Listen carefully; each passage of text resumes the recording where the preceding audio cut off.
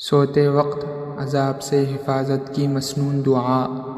حضرت حذیفہ ابن الیمان رضی اللہ عنہ فرماتے ہیں کہ رسول اللہ صلی اللہ علیہ وسلم جب سونے کا ارادہ فرماتے تو اپنا ہاتھ اپنے سر مبارک کے نیچے رکھتے اور پھر یہ دعا پڑھتے: اللہم قنی عذابک یوم تجمع عبادک۔